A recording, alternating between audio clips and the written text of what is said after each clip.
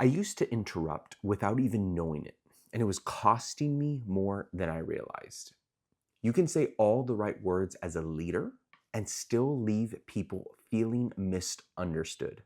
The question is, how would you even know?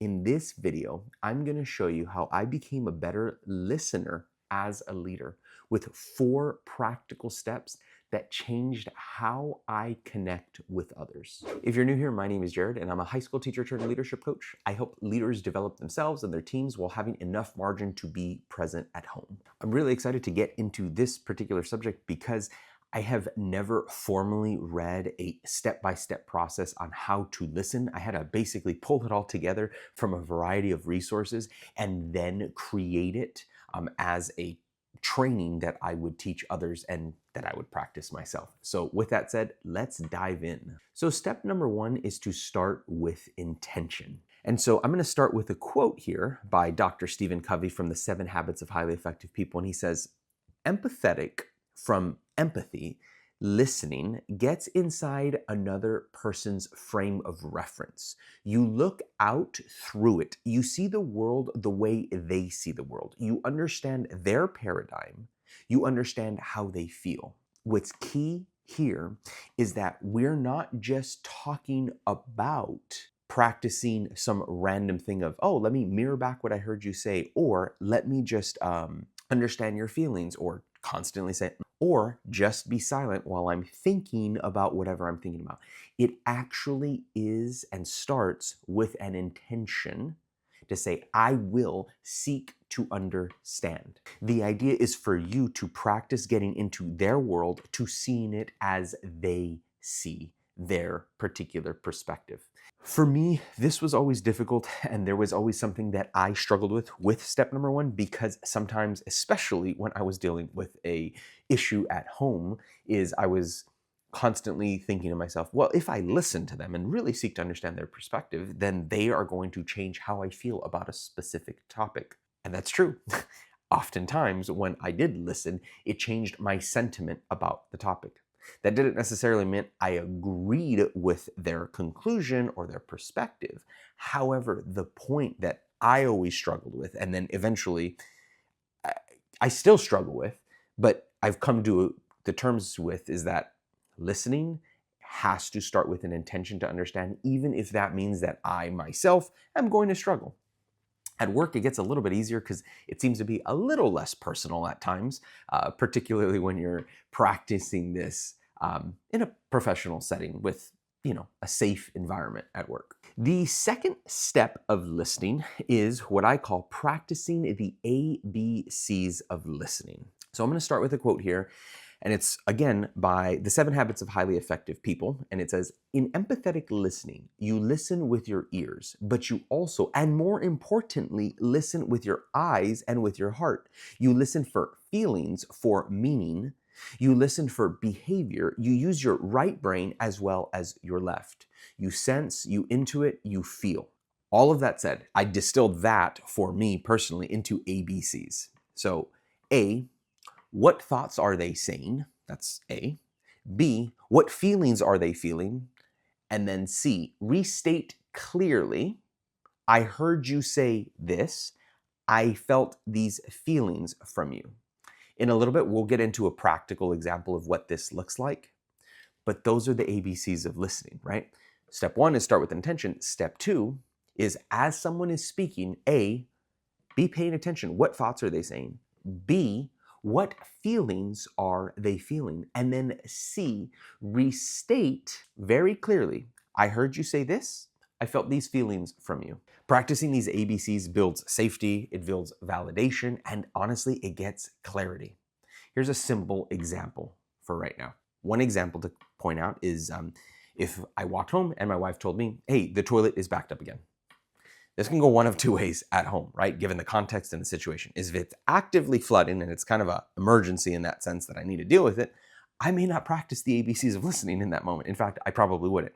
However, there are, at least with enough time and repetition, my brain immediately goes to, in that statement, the toilet's back up again, and I feel a sense of urgency. There's an emotion of urgency that this needs to get done. I could be wrong, right? But if I was practicing ABCs of listening, I might say something like, so the toilet's backed up again, and I mean, sounds like it's pretty urgent for me to get this fixed or for us to get it fixed right now. Is that right? It literally would take me about 10 seconds extra to do that. And of course, at that moment, depending on the severity, right, she might be like, why are we talking? We need to be fixing. Totally fine. That happens. Or on the other hand, that might actually make a quick deposit into her, into our bank account, right? And remind me and her and reinforce the fact that I'm trying to listen, even in that crazy situation. At work, it might be something like if someone comes up to you and says, I don't think my team respects me. So this is less of an emergency situation, right? So it sounds like somebody wants to have a quick conversation. Rather than quickly responding, rather than quickly solving, which is something I tend to default to do, it might be something as simple as, so A, right? What are they saying? They are saying they have a perception that people don't respect them. B, their feelings seems to be either disrespected or unvalidated, unaffirmed, some version of that. And so here's what I would say very quickly to someone. So I'm hearing you say, from your perspective, people don't respect you. And that seems to feel pretty discouraging or disrespectful. Am I understanding that correctly? Or something like that. Again, that quick 10-second mirroring and giving it space for them to either validate or not validate what you're saying. Because maybe you misunderstood it. Maybe they don't feel disrespected. Maybe they feel sad. Maybe they feel happy about that, right? You don't fully know the context in every single moment, but giving space in the conversation for that to happen is really helpful. Again, practicing the ABCs is super simple. So step number 3 is to ensure understanding. In the simplest way, it's asking, did I get that right? It is getting clarity without being defensive. It's practicing presence over performance, right? Because not everything is about us jumping into a solution, not at all moments. So I jumped ahead and didn't read the quote that I wanted to share. So the quote is, again, from the 7 Habits of Highly Effective People, and it says, most people do not listen with the intent to understand, they listen with the intent to reply, right? And so sometimes the temptation is going to be, as you are going in and the child said something to me, right? And then I immediately want to reply, but I need to start with the intent to understand. I then need to practice the ABCs of listening.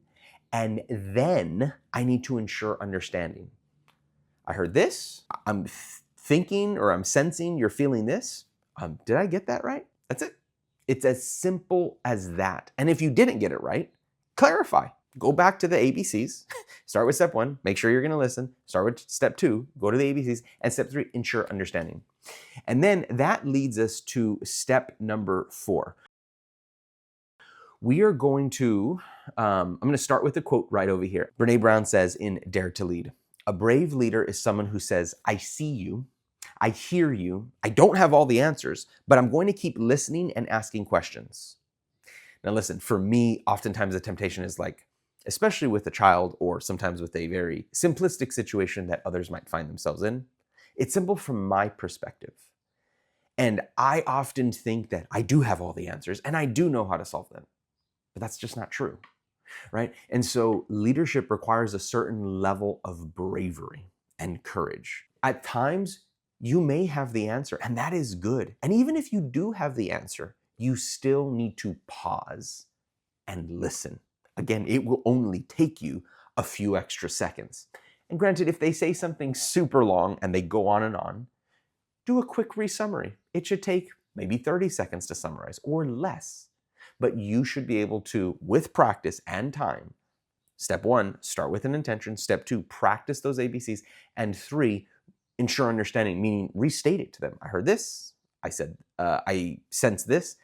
Did I get that right? Practically, the things that I want to make sure to highlight for you guys is start with safe, low stakes relationships. Do not go ahead and start this journey and this practice in a volatile or unsafe situation. If you and people at home, there's some tension or there's been years of tension, don't start there. That's not the place to start, right? Do not start in a work environment, maybe with someone who is really volatile. Just Start with someone safe and small. Number 2, let them know you're working on this skill. Don't just start it and do it. Just be like, hey, it's gonna be a little bit weird and awkward, but I'm gonna try to practice listening. Here's what I learned. Show them this video, show them a different video about this. Tell them why this is important to you. And then ask them if you can practice with them. Number 3, a huge tip that I have is don't be afraid of silence. It often means people are feeling seen. This is huge. Oftentimes when you then go back to step number 3, when you ensure understanding, I heard this, I'm sensing this emotion, did I get that right? For that first time, oftentimes people are like, yes, or no, and let me clarify why.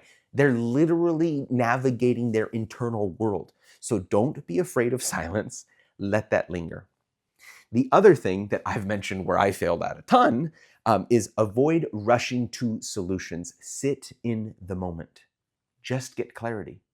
At some point in the conversation, they might come to a conclusion that they need something, and you might even ask, how can I support you? How can I help you? But for right now, at least at the beginning of this, don't rush to conclusions. Fundamentally, if you're unclear about something, just ask some basic questions. Ask clarifying questions. I'm not sure I understood that part. Can you help me understand a little bit better?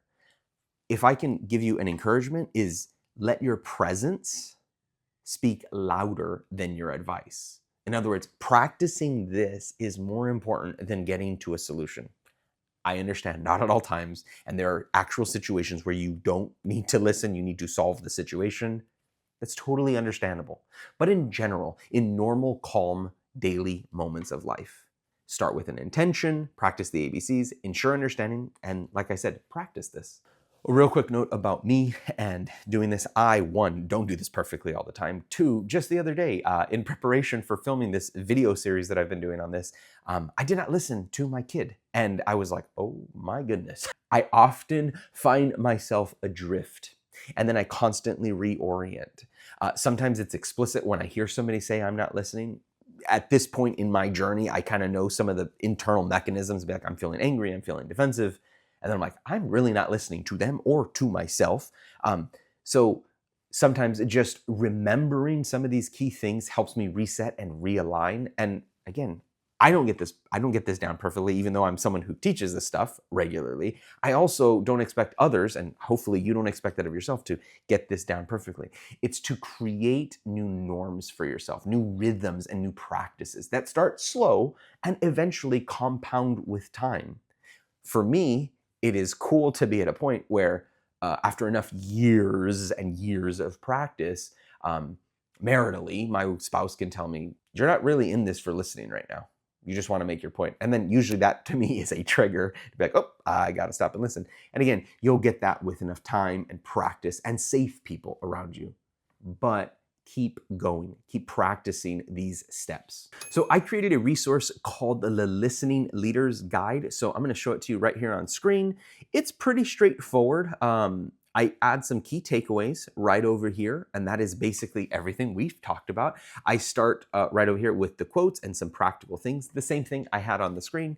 I go into step 2, practice the ABCs of listening, step 3, ensure understanding, and step 4, going to practice. I also included a few questions for yourself and also a potential idea. If you ever wanted to work with me, you can reach out to me right over there.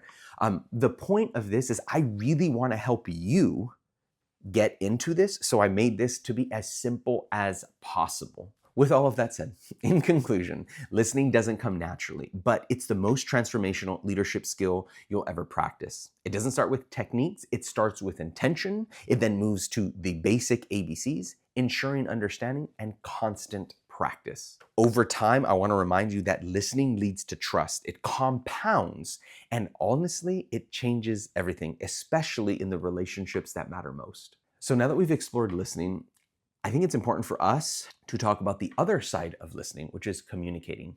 So listening without clear communication can still lead to misunderstandings, missed signals, and unmet expectations. So in the next video that I'm going to put up right up here, we're going to explore clear communications. So click on this video over here to watch it and why it's essential for you to communicate clearly. So if there's nothing here yet though, then the video hasn't come out. So be sure to get subscribed so you can see it when it comes out. I will see you guys right over there in that video.